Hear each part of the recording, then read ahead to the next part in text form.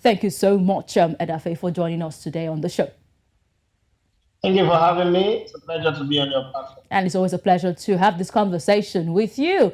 It's looking so vague right now. We're not seeing clearly what Randy Waldrum is talking about. But if I would, to my own understanding, it seems the coaches has had enough with those running the affairs of Nigerian women's football and is ready to say, if we fail at the FIFA Women's World Cup, then you should not hold me responsible. I wanted Tochukwu Oluwayi, and you say if I want Tochukwu Oluwayi, I would have to do without my assistant coach. Is it the situation we're seeing here? What is really happening, Edafe? Because I know you're familiar with this terrain. What is happening? What is the coach trying to prove over here with the tantrums? I think on both sides, you can say both parties are right. One, the coach is giving us preemptive excuse in case things don't go well at the World Cup. We already have an excuse. We will tell you that the man who cooked up his tactical soup is his assistant, and we've cut that one short. And also the time he needed for the team to come together at home. I am quite aware that the team will travel in batches to Australia. First batch on Sunday, and then the second batch on Monday, because we couldn't get Shattered Airbus that would take the entire team to Australia. It's a long distance, and it's really very, very expensive. And also, we shouldn't forget that as a country, we just changed government. We not even have ministers, talk minister for sports and all that. All of those things have its own bearing. I also know that tomorrow by 6 p.m., the wife of the president, Honorable Senator Oluremi Tinubu will be hosting the team and send them forth to the World Cup. But having said that, let's go to what the coach is complaining about. There's an element of truth in it. We've seen this before. This is how Florence Amagoni lost her job. They went to the Nations Cup, came back, they demanded for their money. Florence Amagoni was fired. And that's also how the team was broken when we had the whole division with Desire Paranozi, Assistant Oshoala, and Onamebi. We just got it over that one. And at that time, too, the NFF media department came out with statements and, made Paranozi the victim. We saw the report, the release they made after the Aisha Buhari Cup. Okay, so it's the same thing again, medicine after that. I think that the biggest problem here is communication. At the core of the whole problem is the lack of funding. Remember, we kept having this conversation when Amaju was the president of the NFF. Nigerian football generally is not properly funded. And we can argue and say, oh, there's no money in the system. Let's go back to one fundamental thing that I keep saying, and everybody's pretending like it doesn't matter. The budget, the national budget for sports, 98% of that money goes to NYSC. It's only 2% that goes to sports. And by sports, I mean basketball, wrestling, boxing, football, and the rest.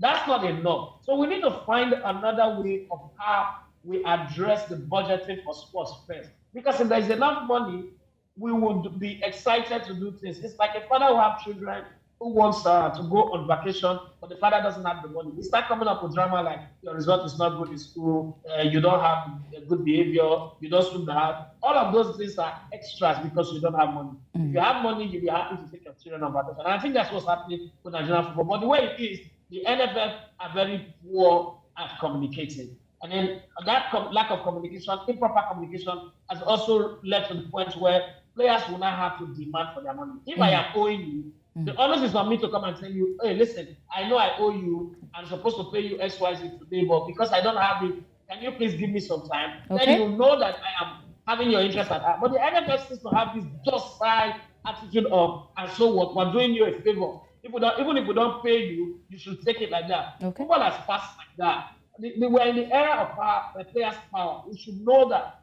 And this is social media where a whisper in the dressing room has gone global already. So they've not learned how to communicate. They've not learned how to manage situation properly, and it's causing problems. I also do know that the current NFF president wants to do away with all the coaches employed by the previous one. Thank you.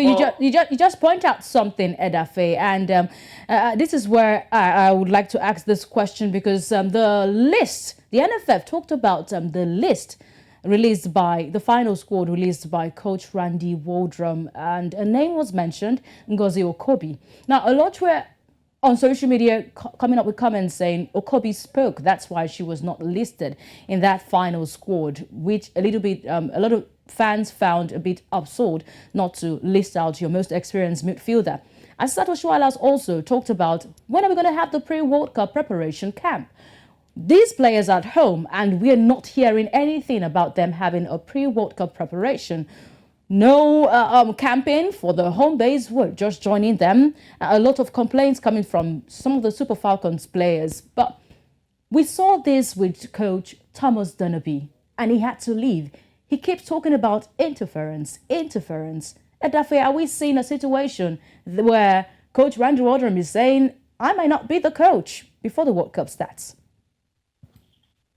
That is definitely possible. The problem here is the fact that the NFF lacks structure. Okay, we just have people in offices who have titles, but they don't function in that titles. There are certain people who you give credit to, people like silent operators, Dayo and Ebiacho, who do their job excellently well. But at the executive level, the NFF struggles to function in their real element. And the excuse is always about money. No money, lack of money. But I think that there's a way you go about it as a leader, because everything rises and falls on leadership.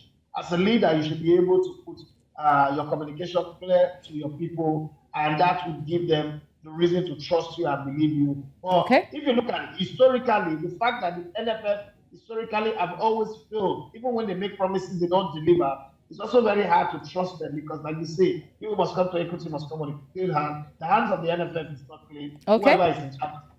As we speak, we've not paid Ganatroy his money. Yes. For 1 year, we've not paid Joseph Pesero his money. The coach of the Falcons is still owed a lot of money and bonuses. Many players have even forgotten how to count the money that they are owing them.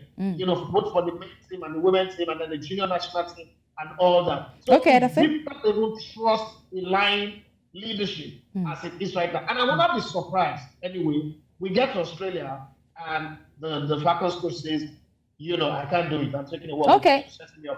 Okay, time not that, friend. I really want to get your thoughts on this conversation here. You just brought out Coach Ganatroy. He also made a revelation as of yesterday, which was online. Now, he talked about just 2 years ago, let's say, he did say, I'm going to quote from that conversation there. He said in Nigeria, suddenly the Minister of Sport, he says, showed up at a training with 40 or 50 journalists and they wanted to participate in the training. I was perplexed. He said, my assistant told me that we had to let him participate because otherwise we would all leave the next day. Without further ado, we organized a rendezvous for him and then everything went well. Now, this journalists are coming up with a lot of outcry saying, why would you exaggerate 40 to 50? What's your take? What's your thought on this revelation here? The minister may not have come with 40 to 50 people, but yesterday we just saw the entourage of the president. It's a very long convoy. So I've heard people say it's 5,000. People are allowed to exaggerate for narrative purpose. You are allowed to exaggerate. Okay. Now, having said that, but it is a fact that the minister actually came. There are pictures, there are videos to prove that it was in Benin leading to the game that we threw with Sierra Leone, if my memory serves me right. The minister, Sunday Dari, came in, had a training with the team, which is not right. We've seen so many things like that happen. Nigeria is a very peculiar country. That's what I always say to people.